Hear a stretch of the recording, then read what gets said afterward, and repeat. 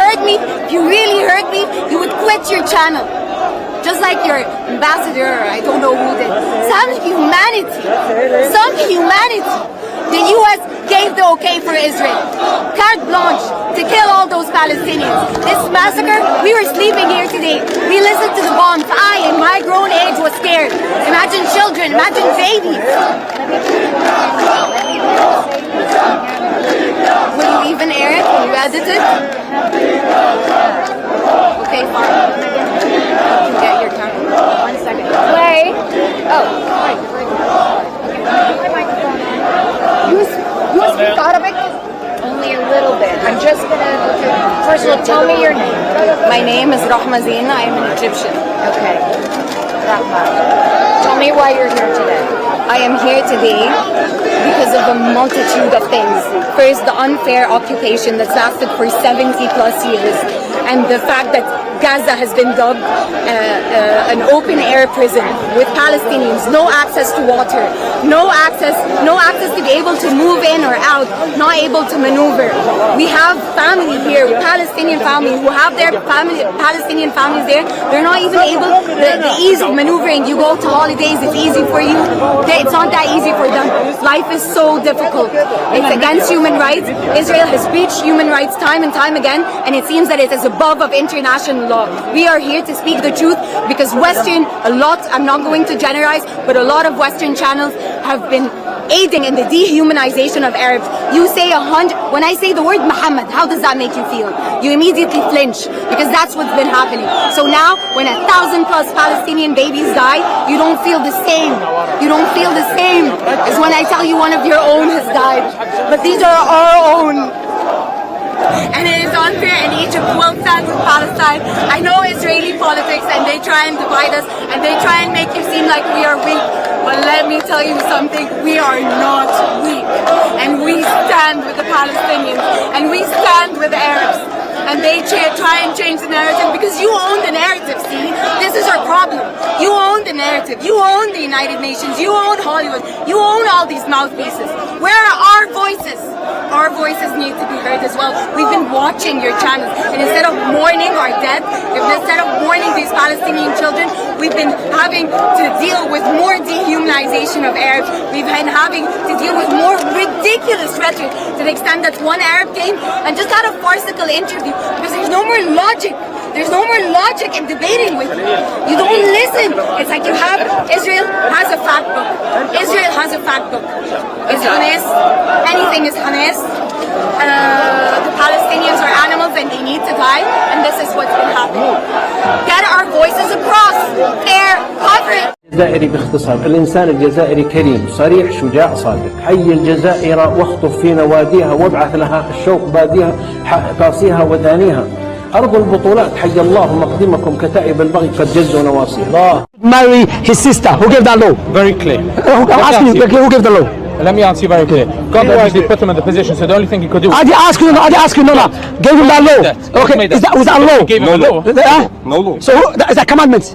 Yeah, God. It's a law. It's a law. Tell them to multiply. It's a law. Yes, to reproduce. See, it says no law. Okay, it's a law. No, wait. It's a law, but it is a law that was permissible for them, for the son, the brother to marry his sister, not his twin sister, the other sister. Yeah. Now, are you allowed to marry your sister? No. The law has changed. No. So are you allowed to marry your sister? No. Take care of yourself. I can't talk to you. No. Be open-minded. Be open-minded. No. That's what happened to you. So you, because you're too open-minded, your brain has fallen down. No. So if you're open-minded, stay right here, right? I'm open-minded, so I'm staying here. You be open-minded. It's making no sense. So I'm going to explain. Let me explain. Okay, explain. God created the world, right? Okay. He also, before the creation of the world, God created the Torah, right? Which is the book of rules that we abide by. It's 613 rules, right? However, that was created long before the world was created. Okay, that aside.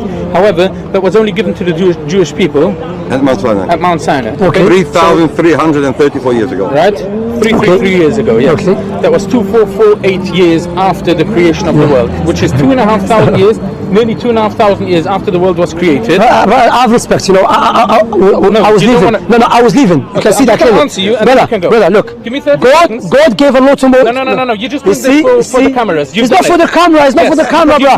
For you to know. You made your point. When I want to answer, you just told me God gave a law to Adam to marry the son to marry his sister. Yeah. Because you don't let us answer. Okay. I haven't had a chance. What was my question? Every time a camera arrives, you start the question again. He wants to answer. No, what was my question? Regardless, every time another camera arrives, you repeat the question again. Turn off the camera. Turn off the camera. No, leave all the cameras on. Because sure it's not about the camera. It's about answer my question. Put all the cameras on. Answer, yes. Answer my question. So, when God gave the laws, when God gave the Torah on Mount Sinai, right? Yes. That's when He gave a set of rules and laws for the Jewish people. It's not for you, it's not for the non-Jewish people, it's only for the Jewish people. And it exists today. And it didn't exist prior to Mount Sinai. That doesn't mean that God changed His mind. The same way, God can say the Jewish person is not allowed to marry a sister and a non-Jewish person is allowed to marry a sister. Before Mount Sinai, the Jewish people didn't have the status of Jewish people. They were made, the Jewish people were born and were created on Mount Sinai. That's when God gave them the Torah,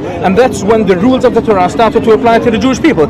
Prior to that, the same way the Torah doesn't apply to you and him now, only to us, it didn't apply to us either, because it wasn't us, there wasn't the Jewish people. No. Let me speak. There wasn't the Jewish people prior to Mount Sinai. What was the question? Just a minute. However, no, wait. You have to allow him to finish. Okay, you have to there let him wasn't the finish. Jewish people prior to Mount Sinai. Is that a sufficient answer? Can I speak now? Okay. away. Firstly, this guy, he was not even here for the question. He doesn't know the question. No, wait. Okay, listen. I'll ask you a simple question. Yes. Did ever God change a law, abrogate a law? No. You said, sorry, no. He said no at all, yeah? No. Listen carefully to me. He said no, okay. He never changed any law in history, okay?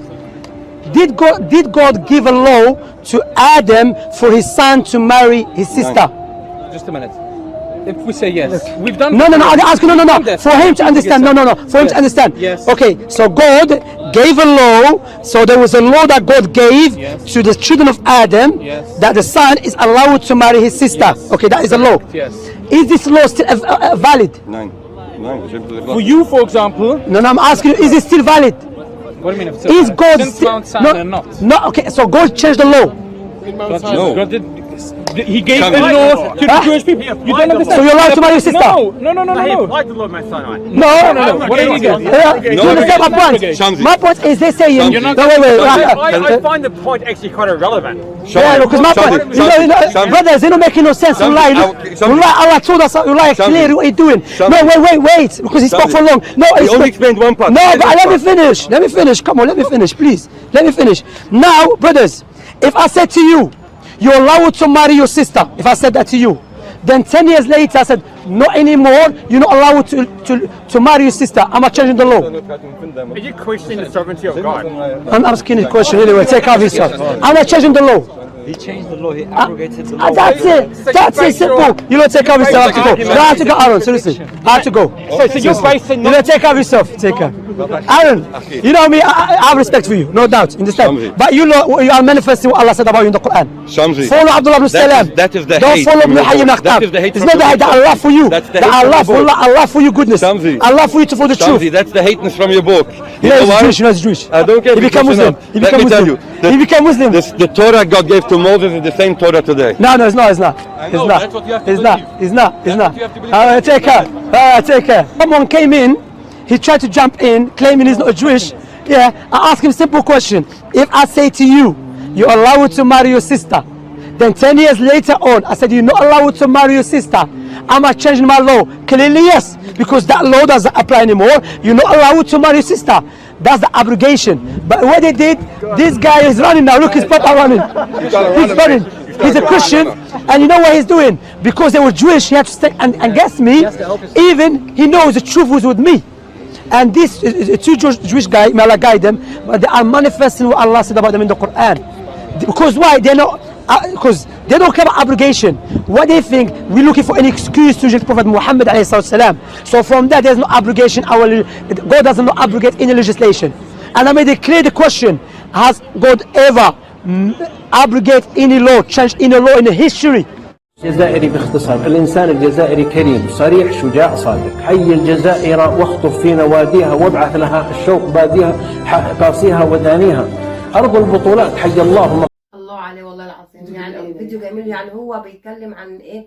عن القانون الالهي والقانون اللي انت تغيريه. قال له دلوقتي لو في قانون سمح لك ان انت تتجوز اختك وجا بعد 10 سنين وغيره، قال لك لا. قال له ايوه امشي تبع القانون. قال له طب يعني، قال له امشي تبع القانون. قال له طب والقانون اللي هو بس بتاع ربنا ماشي، اللي هو ربنا مش هرعه. يعني دي بقول لك جابها له بطريقه، يعني زي ما بقول لك، او اجيبها لك ازاي، يعني التدين والدين الاسلامي. يعني الحمد لله على نعمة. شفت الاخت الجزائريه اللي كانت قاعده في فرنسا واتحجبت، دخلت على اهلها وهي لابسه الحجاب وعن قناعه. يعني مثلا بيسالوها ده عندك كمان، ده عندهم كمان في فرنسا في قانون هم ممنوع يلبسوا الحجاب غير سن معين. لا دي كانت على اهلها لابسه محجبه ودخلت على اهلها، بقت مستغربين اللي هي مثلا ازاي بالحجاب حد ضغط عليكي. طب حتى لو والدها لما قال لها ان الحجاب ده هيأذيكي في حياتك مثلا. يعني ده لو يعني ده الفيديو بيثبت لو الجزائري في اي دوله اوروبيه وحد يعني مش يتلعب بيه بسهوله او كده. بس هو لا، هو الموضوع دلوقتي موضوع الفيديو بيتكلم عن قمه التدين. ان هو بحاوره بحوار انت يعني احنا على صح ولا انتوا اللي على صح. فطبعا القانون الالهي ما بيتغيرش يا حبيبتي، ونعم بالله ونعم ما بيتغيرش. لكن القانون اللي احنا بنحطه بايدينا اللي هو زي الدستور، احنا بنغيره براحتنا. ان شاء الله نغيره كل 5 دقايق لان ده دستور. لكن الدستور الالهي عمره ما يتغير. ودي طبعا اللي هو عايز يثبته الجزائر. طبعا الفيديو جميل جدا والله العظيم، بقول لك من احب الفيديوهات على قلبي اللي هو الحوار ده. طبعا وبكده يا جماعه يكون الفيديو بتاعنا خلص. ويا رب لو الفيديو عجبكم تدعموا القناه بلايك واشتراك. والسلام عليكم ورحمه الله وبركاته. مع الف سلامه. مع الف سلامه.